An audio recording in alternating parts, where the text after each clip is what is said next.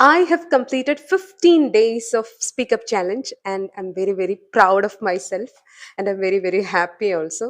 കാരണം റേഡിയോ ജോക്കിയൊക്കെ ആണെങ്കിലും ഒരു വീഡിയോന്റെ മുന്നിലിരുന്ന് സോഷ്യൽ മീഡിയയിൽ ഇതുപോലെ എന്തെങ്കിലുമൊക്കെ പോസ്റ്റ് ചെയ്യുക എന്ന് പറയുന്നത് ശരിക്കും എൻ്റെ കംഫർട്ട് സോൺ പൊളിച്ചു കളയുന്ന ഒരു കാര്യം തന്നെയായിരുന്നു. കാരണം ഒരു സ്റ്റുഡിയോയ്ക്ക് അകത്ത് മൈക്കിന്റെ മുന്നിലിരുന്ന് നമുക്ക് എന്ത് വേണമെങ്കിലും സംസാരിക്കാം, എങ്ങനെ വേണമെങ്കിലും സംസാരിക്കാം. അവിടെ നമുക്ക് നമ്മുടെ മുന്നിൽ ഇത്രയും പേര് നമ്മളെ കാണുന്നു എന്ന് പറയുന്ന ആ ഒരു ഇൻഹിബിഷൻ ഇല്ല.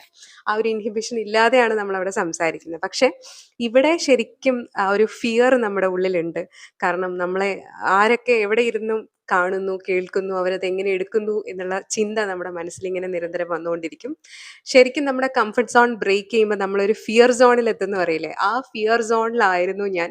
പക്ഷേ I could break that fear zone also. കാരണം ഞാൻ പതുക്കെ എൻ്റെ ലേണിംഗ് സോണിലേക്ക് ആ ഒരു ഫേസിലേക്ക് കടന്നു എന്നുള്ളതാണ്. കംഫർട്ട് സോണിന് പുറത്ത് എപ്പോഴും നമുക്ക് fear of judgment, fear of failure ഇതൊക്കെ ഉണ്ടാവും. നമ്മൾ തോറ്റു പോവോ, ആളുകൾ നമ്മളെക്കുറിച്ച് എന്ത് പറയും, ആളുകൾ കളിയാക്കോ, ആളുകൾ കുറ്റം പറയുമോ എന്നൊക്കെയുള്ള കുറേ ചിന്തകൾ. ഈ ചിന്തകളെയൊക്കെ ഒന്ന് മാറ്റി വെച്ചാൽ, ഈ ചിന്തകളെ നമുക്ക് അതിജീവിക്കാൻ കഴിഞ്ഞാൽ ശരിക്കും നമുക്ക് നമ്മളിൽ ഫോക്കസ് ചെയ്യാൻ പറ്റും. നമ്മൾ കോമ്പീറ്റ് ചെയ്യുന്നത് ഈ മനുഷ്യരോടൊന്നും അല്ല. ഈ മനുഷ്യരോടൊന്നും അല്ല നമ്മുടെ കോമ്പറ്റീഷൻ. നമ്മൾ കോമ്പീറ്റ് ചെയ്യുന്നത് നമ്മളോടാണ്. ഇന്നലത്തെ നമ്മളോടാണ് നമ്മൾ കോമ്പീറ്റ് ചെയ്തുകൊണ്ടേയിരിക്കുന്നത് നിരന്തരം. സോ ഇന്നലത്തെ നമ്മളെക്കാളും ബെറ്റർ ആവുക എന്നുള്ളത് മാത്രമായിരിക്കണം എന്ത് ചെയ്യുമ്പോഴും നമ്മുടെ ഒരു ഉദ്ദേശ ലക്ഷ്യം എന്ന് പറയുന്നത്. എൻ്റെ ഉദ്ദേശവും അത് തന്നെയാണ്. ഇന്നലത്തേക്കാൾ നന്നായിട്ട് സംസാരിക്കുക, ഇന്നലത്തേക്കാൾ നന്നായിട്ട് കാര്യങ്ങൾ എക്സ്പ്രസ് ചെയ്യുക എന്നുള്ളതിൽ മാത്രമാണ് ഞാൻ ഫോക്കസ് ചെയ്തുകൊണ്ടിരിക്കുന്നത്. അതിലെനിക്ക് നല്ല റിസൾട്ട് ഉണ്ട് എന്ന് തന്നെയാണ് എനിക്ക് ഇതുവരെ മനസ്സിലായിട്ടുള്ളത്.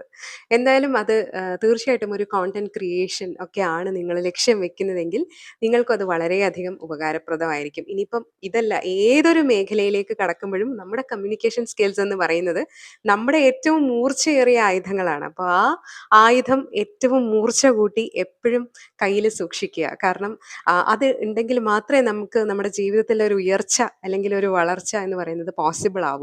നമ്മുടെ ഒരു ജീവിതത്തിന്റെ ഗ്രാഫ് അല്ലെങ്കിൽ നമ്മുടെ ഒരു കരിയറിന്റെ ഒരു ഗ്രാഫ് ഒക്കെ എടുത്ത് നോക്കിയാൽ നമുക്ക് മനസ്സിലാവും, ഇങ്ങനെ ചത്തതുപോലെ കിടക്കായിരിക്കും ഒരു പോയിന്റ് കഴിഞ്ഞിട്ട്. ശരിക്കും ആ പോയിന്റിൽ നിന്ന് ഒരു ഉയർച്ച ഉണ്ടാവണമെങ്കിൽ നമ്മൾ കാലെടുത്ത് വെക്കാനുള്ള ഒരു ധൈര്യം, അടുത്ത സോണിലേക്ക് കയറി പോകാനുള്ള ഒരു ധൈര്യം നമ്മൾ കാണിക്കണം. അതിന്റെ ശരിക്കും ആ ഒരു സോൺ എന്ന് പറയുന്നതാണ് ഈ ഫിയർ സോൺ. ഈ ഫിയർ സോണിലേക്ക് കയറുമ്പോൾ നമുക്ക് പേടി മാത്രമേ ഉണ്ടാവുള്ളൂ. Fear of judgment, fear of failure, ഇങ്ങനെ പല പല പ്രശ്നങ്ങൾ ഉണ്ടാവും.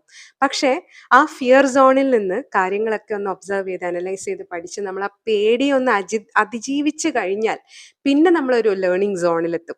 അവിടെ നമ്മൾ പഠിക്കുകയാണ്, അറിയുകയാണ്, നമ്മുടെ അറിവിനെ മെച്ചപ്പെടുത്തുകയാണ്, കൂടുതൽ അറിയുകയാണ്.